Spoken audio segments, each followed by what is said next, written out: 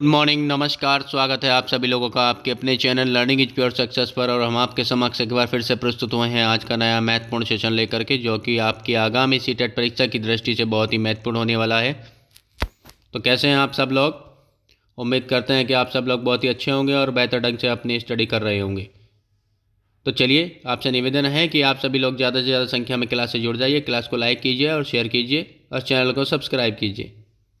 तो आज का महत्वपूर्ण सेशन आपकी परीक्षा के लिए बहुत ही महत्वपूर्ण होने वाला है। चलिए प्रारंभ करते हैं आज की महत्वपूर्ण प्रश्नों की श्रृंखला।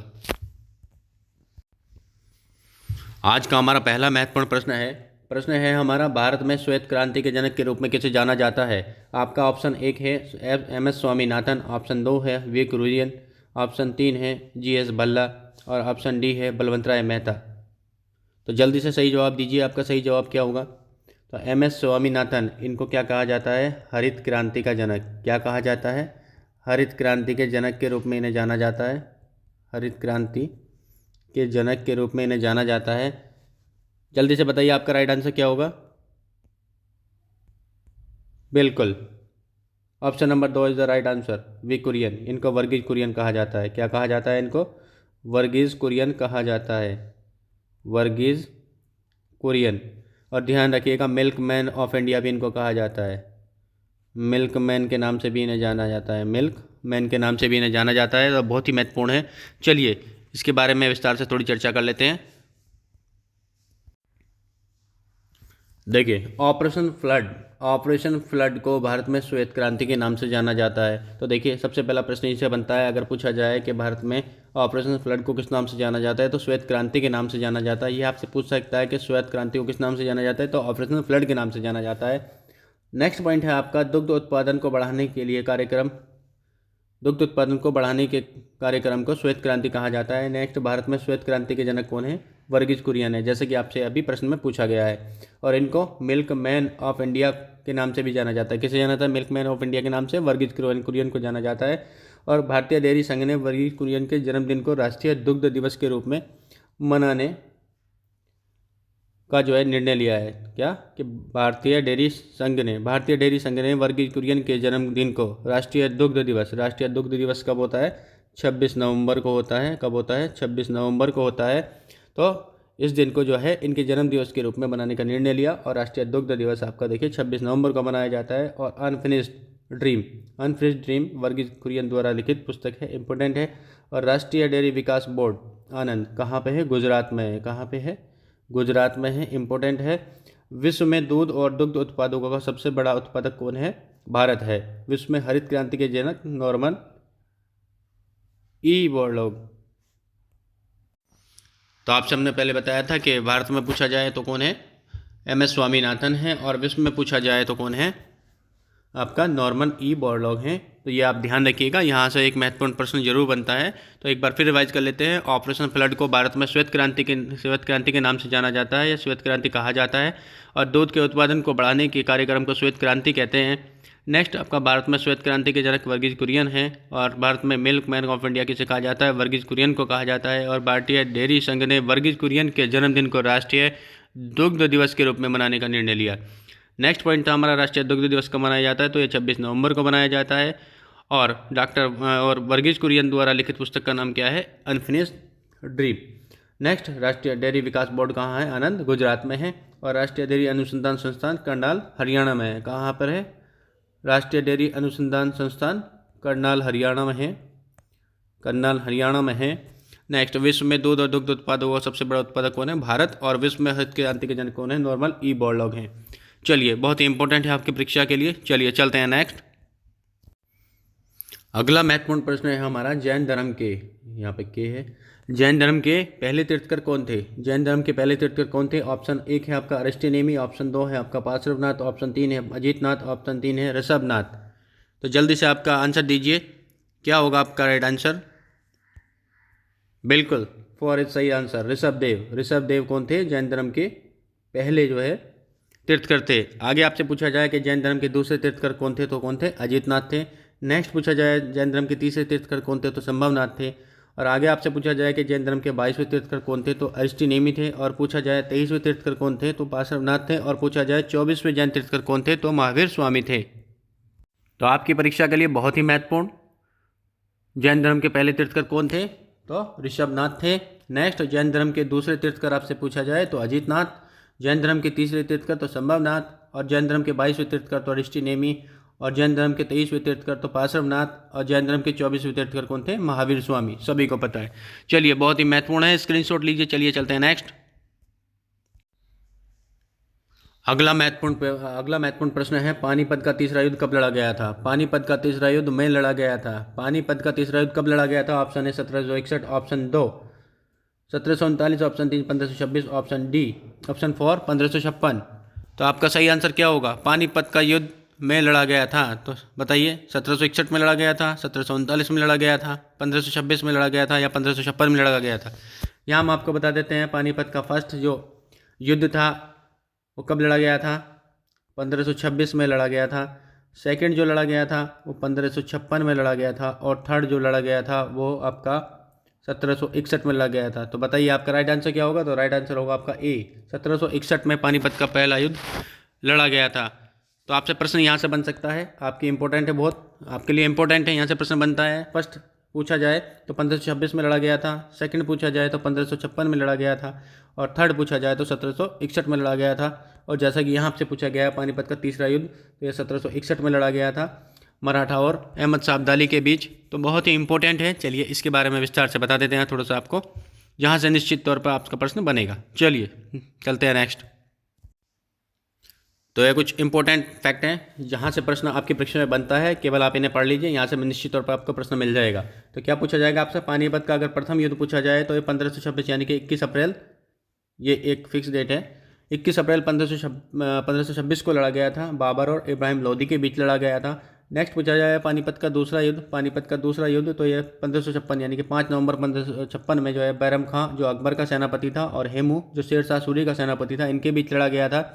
अगर आपसे तीसरा पूछा जाए, तीसरा पानीपत का युद्ध जो है 14 जनवरी 1761 को मराठा और अहमद शाह अब्दाली के बीच लड़ा गया था, जैसा कि आपसे प्रश्न में पूछा गया है। तो बहुत ही इंपॉर्टेंट है आपकी परीक्षा के लिए, बहुत ही इंपॉर्टेंट है आपकी परीक्षा के लिए, तो इसको ध्यान में रखिएगा। पूछा जाए पानीपत का प्रथम युद्ध तो 21 अप्रैल 1526 में किसके बीच लड़ा गया था? बाबर व इब्राहिम लोदी के बीच लड़ा गया था। बाबर व इब्राहिम लोदी के बीच लड़ा गया था। पूछा जाए पर पानीपत का दूसरा युद्ध तो 5 नवंबर 1556 को लड़ा गया था। 5 नवंबर 1556 को बैरम खां जो कि अकबर का सेनापति था और हेमू जो कि शेर शाह सूरी का सेनापति था के बीच लड़ा गया था। नेक्स्ट, पानीपत का तीसरा युद्ध 14 जनवरी 1761 को लड़ा गया था मराठा और अहमद शाह अब्दाली के बीच। तो प्रश्न आपकी परीक्षा में किसी भी तरह से बन सकता है। जैसे पूछ सकता है कि पानीपत का प्रथम युद्ध किन के बीच हुआ? तो ये किसके बीच हुआ था? बाबर और इब्राहिम लोदी के बीच हुआ था। किसके बीच? बाबर और इब्राहिम लोदी के बीच हुआ था। नेक्स्ट पूछा जाए आपसे कि पानीपत का द्वितीय युद्ध किसके बीच हुआ था? तो बैरम खां और हेमू के बीच हुआ था। तीसरा पूछा जाए तो मराठा और अहमद शाह अब्दाली के बीच हुआ था। तो इस तरह से आपसे प्रश्न बन जाते हैं परीक्षा में, या फिर आपको मिलान दे देगा। मिलान किस तरह से दे देगा बताते हैं आपको। यहाँ आपको दे देगा पानीपत का फर्स्ट वॉर, यहाँ दे देगा सेकंड वॉर, यहाँ दे देगा आपको पानीपत के थर्ड वॉर, इस तरह से दे देगा। और यहाँ पे आपको ऑप्शन दे देगा 1526, 1556, 1761। ये आपको मिलान करने के लिए कहेगा। तो इस तरह से आपको मिलान करना होगा। हालांकि ये सीक्वेंस से लिखे हैं हमने, 1526 में पहला, 1556 में दूसरा और 1761 में तीसरा। तो यहाँ पे ये सीक्वेंस आपके चेंज कर देगा और इस तरह से आपसे प्रश्न पूछ लिया जाएगा। तो ऐसा भी डिफिकल्ट प्रश्न बन सकता है, तो इसलिए आप सभी को याद रखिएगा। चलिए चलते हैं नेक्स्ट। अगला प्रश्न है, निम्नलिखित में से किस राज्य में सबसे अधिक लोकसभा सीटें हैं? इंपॉर्टेंट प्रश्न है। निम्नलिखित में से किस राज्य में सबसे अधिक लोकसभा सीटें हैं? ऐसा प्रश्न आपकी परीक्षा में बनता है। तो option A Andhra Pradesh, option 2 Paschim Bengal, option 3 Maharashtra और ऑप्शन 4 बिहार। तो क्या होगा आपका सही आंसर? क्या होगा? चलिए बता देते हैं। Option 3 is the right answer. आपका राइट आंसर होगा option number 3। Option number 3 is the right answer. कहाँ पर हैं सबसे ज़्यादा सीटें ऑप्शन के अकॉर्डिंग? अगर आप यहाँ पे उत्तर प्रदेश होता है, यहाँ पे उत्तर प्रदेश होता, तो यहाँ का आंसर आपका उत्तर प्रदेश होता। तो सबसे ज़्यादा कहाँ है ये देखिए, लोकसभा सीटों की अधिकतम संख्या वाले राज्य। तो उत्तर प्रदेश कितनी है? 80 सीटें हैं। उसके बाद महाराष्ट्र, यहाँ कितनी है 48। तो आपसे देखिए ऑप्शन में क्या है, उत्तर प्रदेश नहीं है तो क्या महाराष्ट्र, तो आपका ऑप्शन क्या हुआ, महाराष्ट्र। अगर पूछा जाए सबसे कम लोकसभा सीटें वाले राज्य, तो मिजोरम, नागालैंड और सिक्किम। यहाँ देखिए मिजोरम में भी एक है, नागालैंड में एक है और सिक्किम में एक है। इन तीनों में से कोई भी एक ऑप्शन आपको रख सकता है। तो हो सकता है नेक्स्ट टाइम आपको ये प्रश्न पूछ करके ये पूछ सकता है कि सबसे कम लोकसभा सीटों वाले राज्य कौन सा है। तो देखिए मिजोरम, नागालैंड और सिक्किम। तो प्रश्न आपसे पूछा गया था कि निम्नलिखित में से किस राज्य में सबसे अधिक लोकसभा सीटें हैं। तो यहाँ पे आंध्र प्रदेश, पश्चिम बंगाल, महाराष्ट्र और बिहार आपको दिया गया था। तो यहाँ देखिए सबसे अधिक सीटें वाले जो हैं, सबसे अधिक सीटों वाले उत्तर प्रदेश और महाराष्ट्र हैं। तो उत्तर प्रदेश यहाँ दिया नहीं गया है, यहाँ पे आपको महाराष्ट्र दिया गया। तो आपका राइट आंसर हुआ महाराष्ट्र।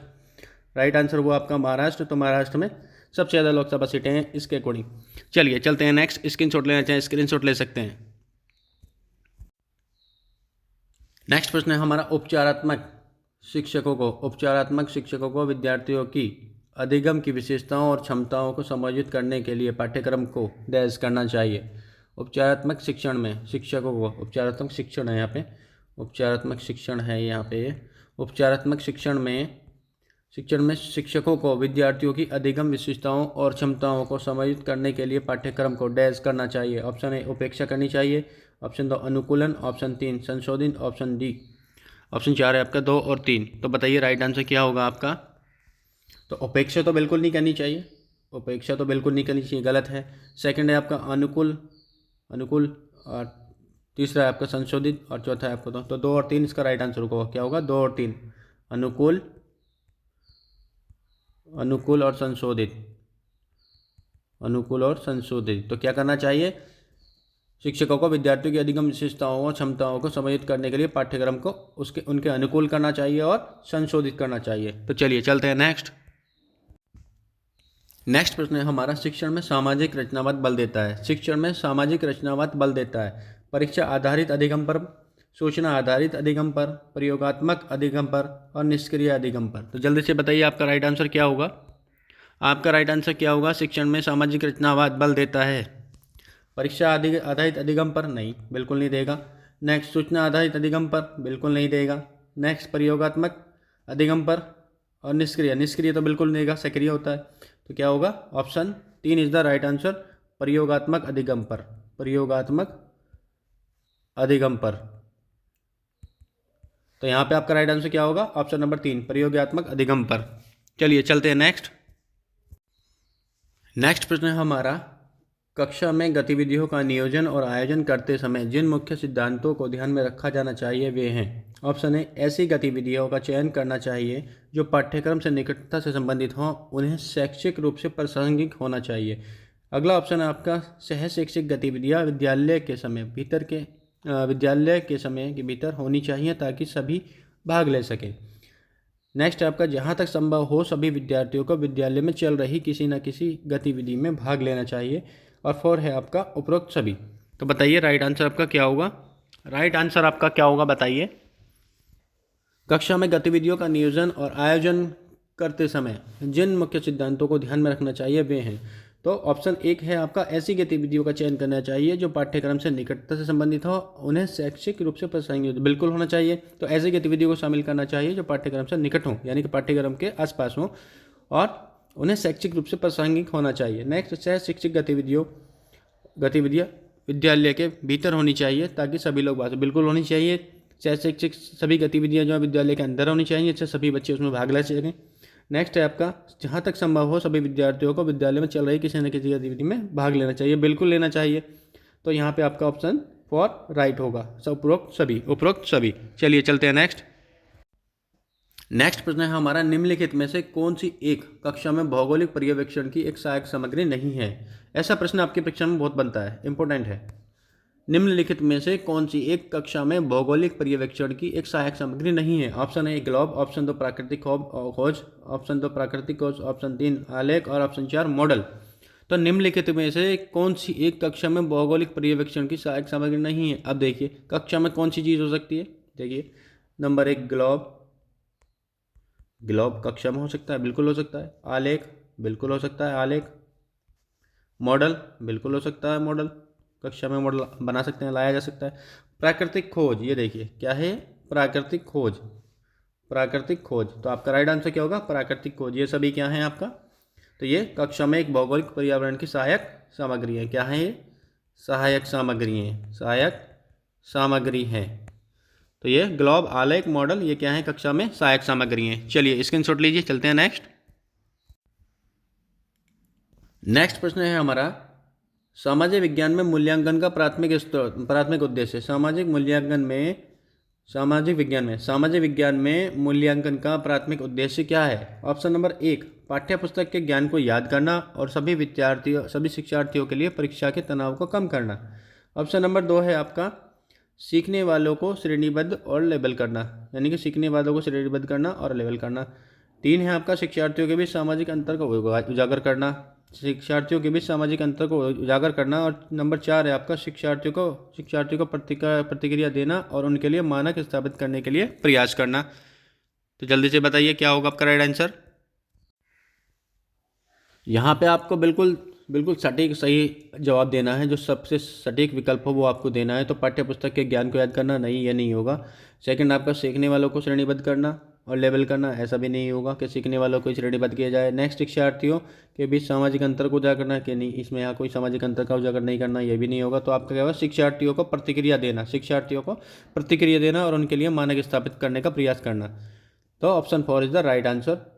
चलिए चलते हैं नेक्स्ट प्रश्न है हमारा सामाजिक विज्ञान में किस प्रकार के शिक्षण सहायक उपकरण सबसे अधिक उपयोगी हैं? सामाजिक विज्ञान में किस प्रकार के शिक्षण सहायक उपकरण सबसे अधिक उपयोगी? देखिए यहाँ लिखा है सबसे अधिक उपयोगी, तो आपको सबसे अधिक उपयोगी बताना है। Option number 1 model, option number 2 संग्रहालय, ऑप्शन नंबर 3 श्रव्य दृश्य माध्यम और ऑप्शन नंबर 4 है आपका रेखाचित्र उपकरण।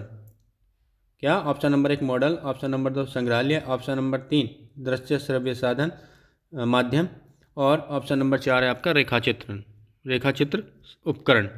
तो बताइए राइट क्या होगा।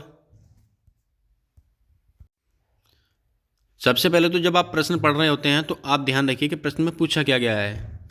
कभी कभी आप प्रश्न को गलत पढ़ लेते हैं और उसके अकॉर्डिंग क्वेश्चन जो है गलत कर लेते हैं। तो इसलिए सबसे पहले आराम से जो आप प्रश्न पढ़िए, आंसर अपने आप निकल आएगा। तो प्रश्न दिया गया सामाजिक विज्ञान में किस प्रकार के शिक्षण सहायक उपकरण सबसे अधिक उपयोगी है। तो यहाँ पे आपका मॉडल है, संग्रहालय है और रेखाचित्र उपकरण है। और यहाँ पे देखिए आपका ऑप्शन नंबर 3 है जो कि आपका राइट आंसर होगा श्रव्य दृश्य माध्यम। तो श्रव्य दृश्य माध्यम जो है सबसे अधिक उपयोगी उपकरण है। इसके माध्यम से सुन सकता है, देख सकता है, तो ये बहुत जल्दी सीखता है इससे बच्चा। तो श्रव्य दृश्य माध्यम जो है बहुत ही उपयोगी है। तो ये आपका राइट आंसर होगा। चलिए चलते हैं नेक्स्ट।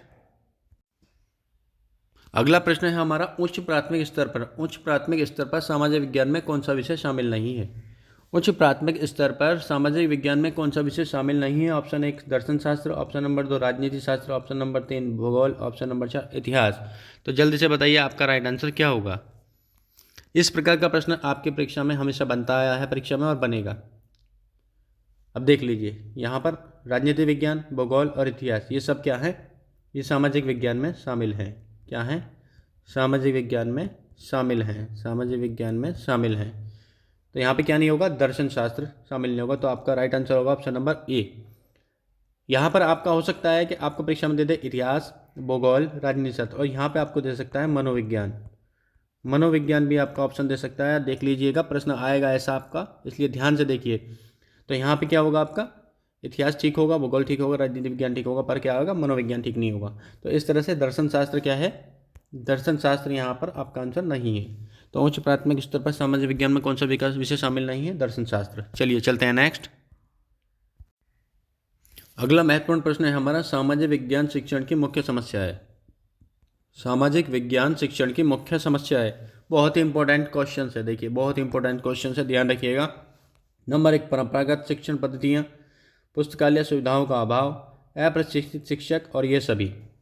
तो यहाँ पे हम ही आपको बता देते हैं कि इसका आंसर होगा ऑप्शन नंबर 4 ये सभी। पुस्तकालय शिक्षण पद्धतियाँ, पुस्तकालय सुविधा का अभाव, परंपरागत शिक्षण पद्धतियाँ, पुस्तकालय सुविधा का अभाव और अप्रशिक्षित शिक्षक, इन चीज़ों की समस्या के कारण यह सामाजिक शिक्षण की मुख्य समस्याएं हैं।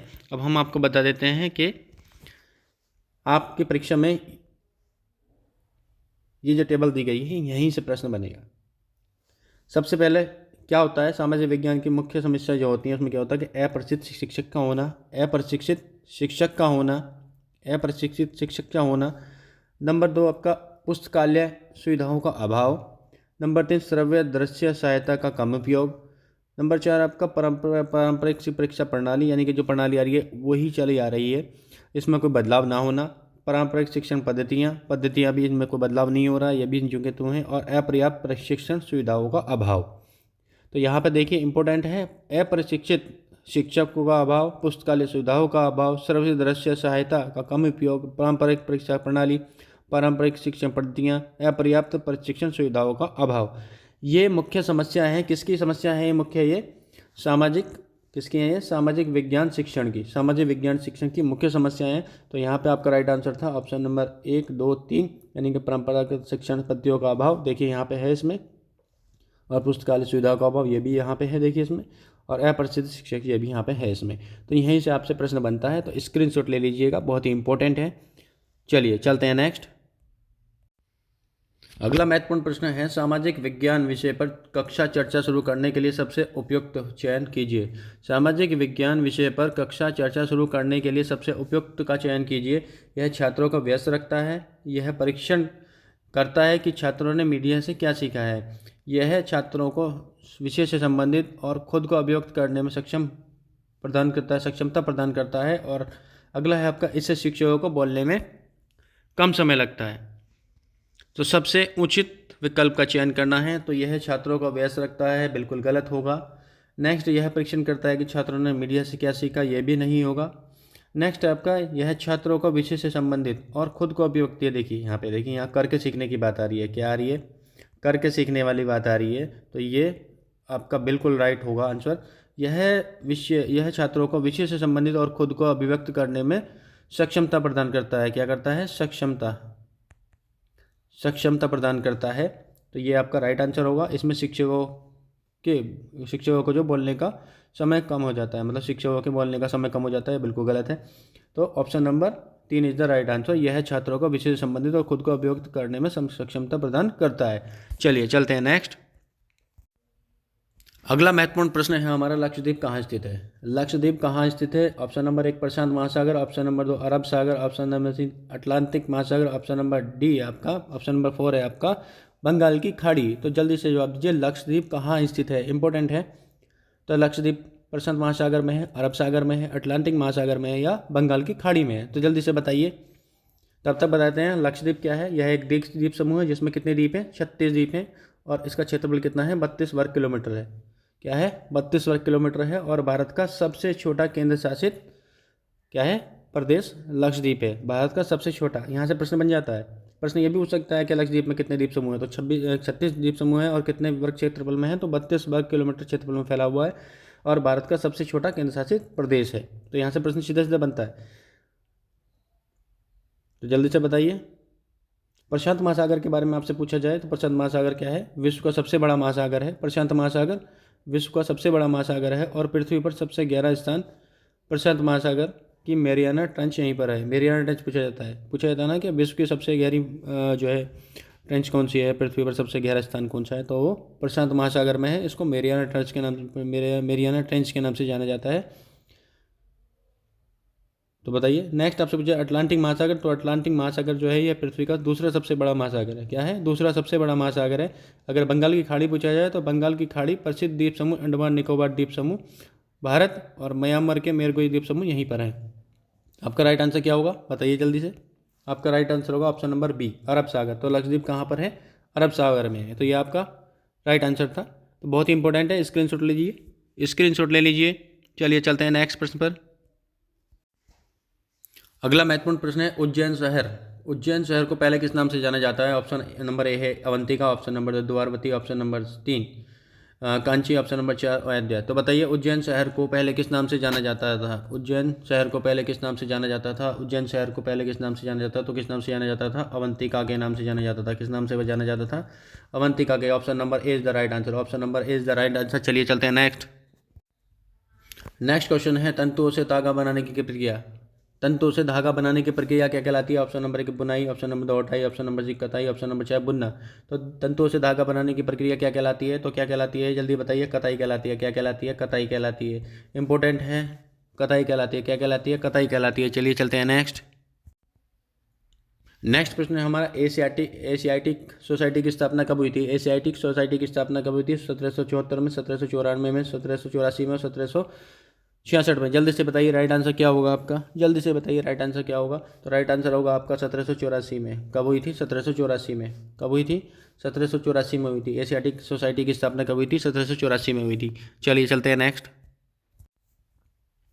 नेक्स्ट प्रश्न है आपका, निम्नलिखित में से किस वर्ष में भारत में पहली बार बजट प्रणाली शुरू की गई थी। भारत में किस वर्ष में पहली बार बजट प्रणाली शुरू की गई थी। Option number 1 1867, option number B 1860, option number C 1897 और ऑप्शन नंबर डी 1890। तो जल्दी से बताइए राइट आंसर क्या होगा।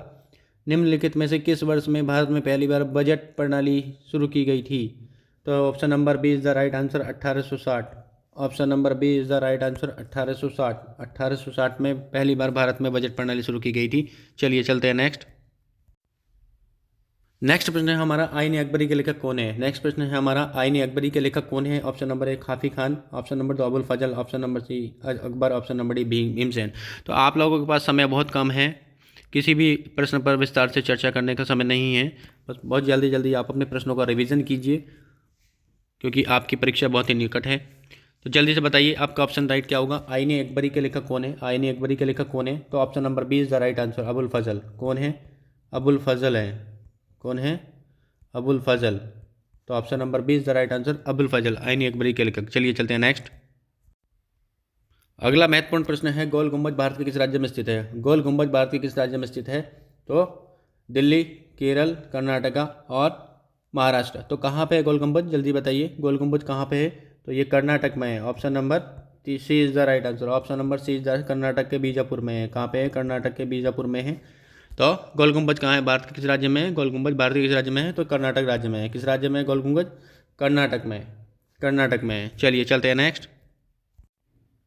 अगला महत्वपूर्ण प्रश्न है हमारा, जलियांवाला बाग नरसंहार के बाद किसने अपनी नाइटहुड की उपाधि लौटा दी थी। जलियांवाला बाग नरसंहार के बाद, जलियांवाला बाग नरसंहार 1919 में हुआ था। कब हुआ था। 13 अप्रैल 1919 में हुआ था।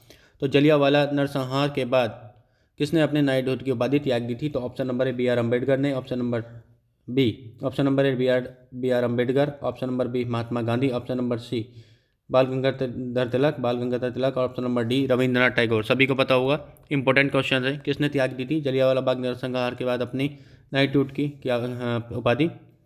जलियांवाला बाग नरसंहार के बाद किसने अपनी नाइटहुड की उपाधि त्याग दी थी या लौटा दी थी। जी हाँ बिल्कुल, जनरल डायर ने यहाँ पर गोली चलवाई थी, जिसमें बहुत सारे बेकसूर मारे गए थे।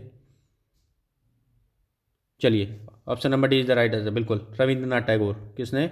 रविंद्रनाथ टैगोर ने। रविंद्रनाथ टैगोर ने अपनी नाइटहुड की उपाधि त्याग दी थी। चलिए चलते हैं नेक्स्ट प्रश्न हमारा, a brief history of time. A brief history of time पुस्तक के लेखक कौन है। क्या है। A brief history, a brief history of time के लेखक कौन है। Option A Stephen Hawking, option B John Green, option number C Nicholas Spark और option number D Suzanne Collins. Right answer क्या होगा बताइए। डिफिकल्ट है पर क्वेश्चन है आपके, ऐसी परीक्षा में बनते हैं, आपकी परीक्षा में ऐसे क्वेश्चन बनते हैं। तो option number A is the right answer Stephen Hawking. Stephen Hawking, a brief history of time, a brief history of time के लेखक कौन है। तो स्टीफन हॉकिंग है। चलिए चलते हैं नेक्स्ट प्रश्न हमारा, पुस्तक 5 पॉइंट समवन। पुस्तक 5 पॉइंट समवन के लेखक कौन है, या पुस्तक 5 पॉइंट समवन किसने लिखी है। तो ऑप्शन नंबर ए है आपका Gurucharan Das, option number B Vidhu Vinod Chopra, option C Chetan Bhagat और ऑप्शन डी अमीश त्रिपाठी। जल्दी से बताइए क्या होगा आपका राइट आंसर। तो कौन है। चेतन भगत। कौन है। Chetan Bhagat. Option number C is the right answer. Option number C is the right answer, Chetan Bhagat. पुस्तक 5 पॉइंट समवन किसने लिखी है। तो चेतन भगत ने लिखी है। चलिए चलते हैं नेक्स्ट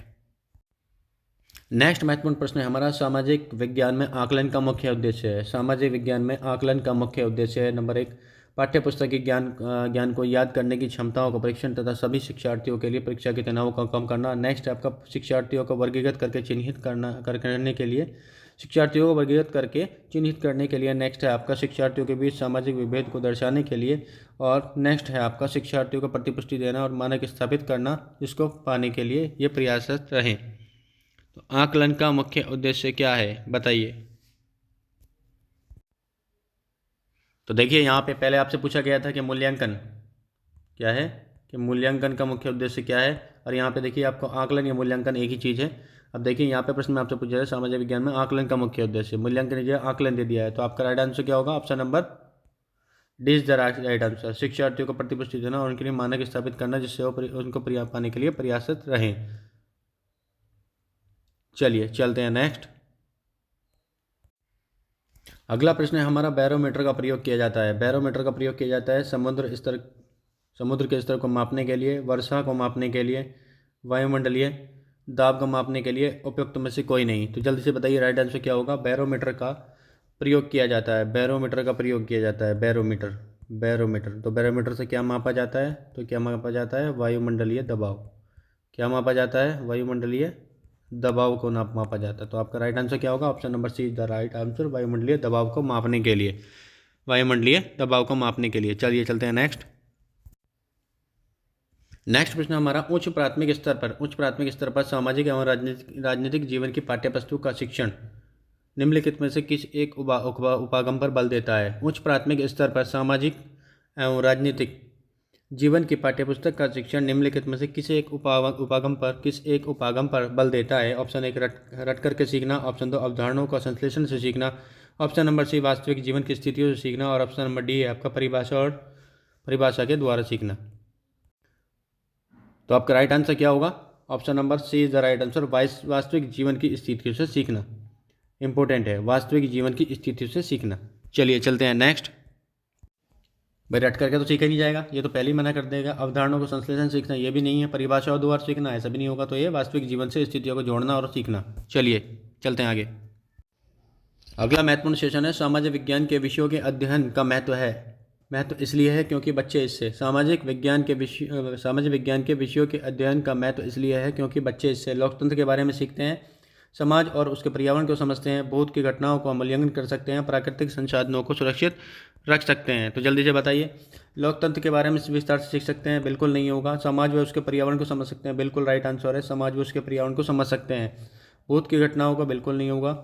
प्राकृतिक संसाधनों सुरक्षित कर सकते हैं? बिल्कुल नहीं होगा। तो क्या होगा आपका right answer? Option number B, समाज और उसके पर्यावरण को समझ सकते हैं। चलिए चलते हैं नेक्स्ट।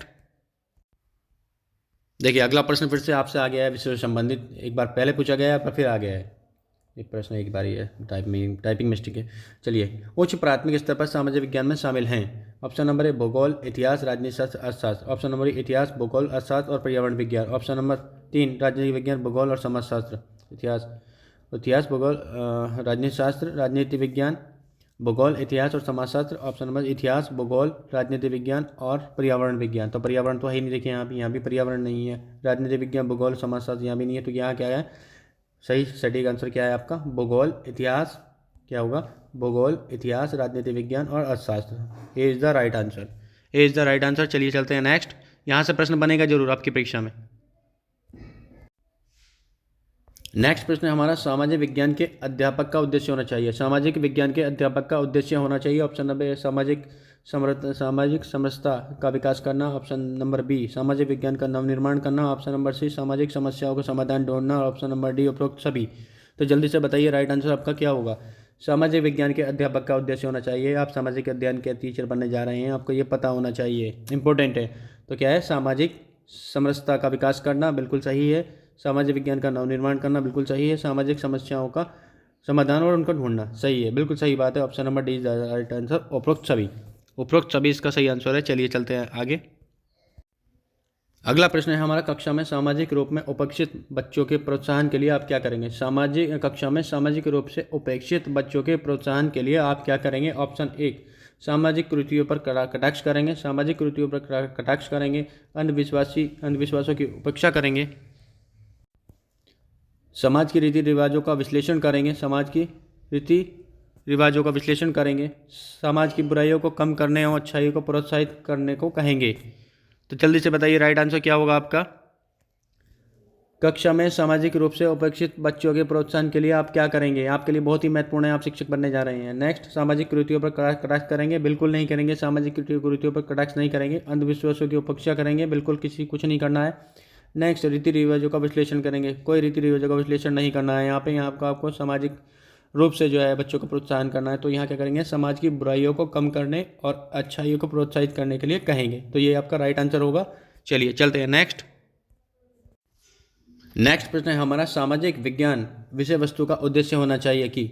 सामाजिक विज्ञान विषय वस्तु का उद्देश्य होना चाहिए कि नंबर 1, छात्रों को विश्व में होने वाली घटनाओं से परिचित करवाया जाए। ऑप्शन नंबर बी, छात्रों को परिचित सामाजिक यथार्थ का आलोचनात्मक अन्वेषण और उन पर प्रश्न उठाकर जागरूक बनाया जाए। ऑप्शन नंबर सी, छात्रों में राष्ट्रीयता की भावना का विकास किया जाए। और ऑप्शन नंबर डी है आपका, विकसित देशों के बारे में जानकारी दी जाए।